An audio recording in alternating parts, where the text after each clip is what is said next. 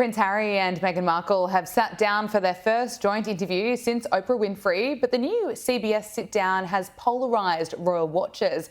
Reilly Sullivan is a reporter here at skynews.com.au and he joins us in the studio. Reilly, great to speak with you. Great to be back. Okay, so on Sunday, Harry and Meghan conducted their first joint interviews since the infamous Oprah Winfrey sit-down. What did they have to say this time? Right, well, Sunday was a big day in the Sussex household. First and foremost, it was Meghan's birthday. The Duchess of Sussex turned 43. And also the CBS station aired a pre-recorded interview with Harry and Meghan. As you said, it was the first time that they've sat down together on camera since the Oprah Winfrey interview now. And it was a little bit of a different vibe. You know, it was quite a short interview. It was only 10 minutes.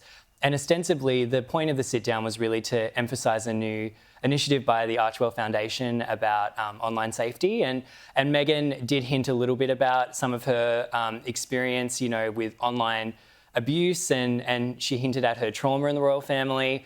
The reaction to the interview has been mixed. You know, some people see it as quite refreshing that, you know, versus 3 years ago, the Sussexes were sitting with Oprah and very much complaining. Now it seems like they're at least, you know, appearing to do something constructive with their platform. But as usual, there still was that little bit of a kind of poor me tone to it. And I think that people were very quick to pick up on that. Always. It seems like they can't give an interview without giving a bit of that, the poor me sentiment, I guess. Look, Eric Trump has called the Duke and Duchess of Sussex spoiled apples and suggested his father, Donald Trump, would be happy to send them back to the UK if he's re-elected in November. Let's take a listen. What I can tell you is my father had so much respect for the Queen, as did I.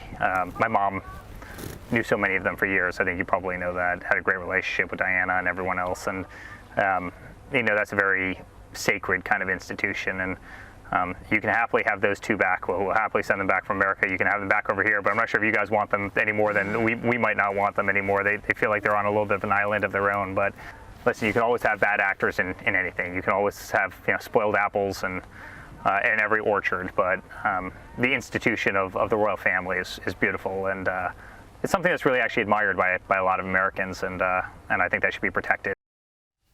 He makes a good point. Not many people in the UK really want Harry and Meghan back, but they might be getting booted out of California if Donald Trump gets in. I think that's a really interesting insight. And, you know, I appreciate Eric Trump in the sense that he did pay tribute to, obviously, the late Queen Elizabeth and King Charles, and he emphasised that, you know, forever, you know, wherever you kind of sit in terms of politics, you know, Donald Trump and his family do have a deep respect for the monarchy, and you know, at the same time, they're not really fans of Harry and Meghan. So an interesting update. I'm sure that, you know, with this presidential race is already going to be so consequential, but certainly it will be for Harry and Meghan in Absolutely. particular.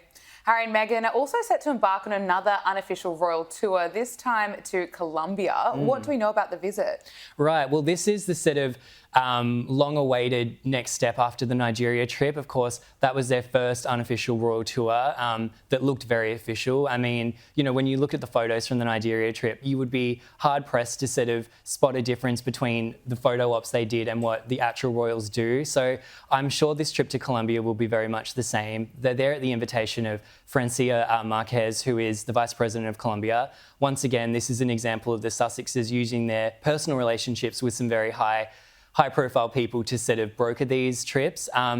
There isn't a lot of detail at the moment about exactly when they'll be heading to Colombia, but we know that they will be in the capital, Bogota, and likely Cali as well. So I'm sure this will look a lot like the Nigeria trip, and it's just another opportunity for the Sussexes to spread their particular brand of royal fever around the world. Okay, and finally, Prince Harry did another interview recently for the documentary Tabloid's on Trial. This is about the British newspaper phone hacking scandal. What did he have to say?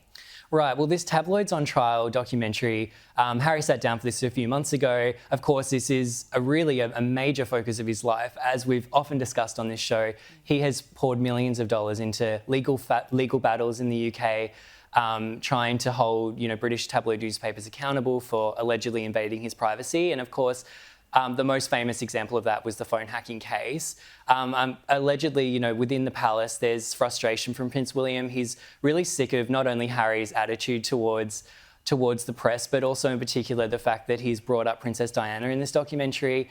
Harry's speculated in the sit-down that perhaps Diana was also the victim of phone hacking.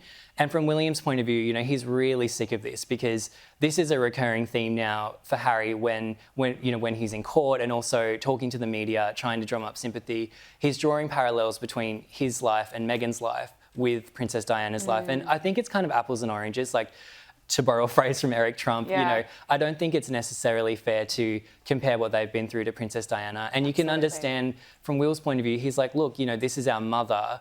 Can you stop bringing her up for your own sort of personal publicity? Yeah, no, absolutely. Well said. Reilly Sullivan, thank you so much for joining us on Power Hour. Great to see you. Appreciate it.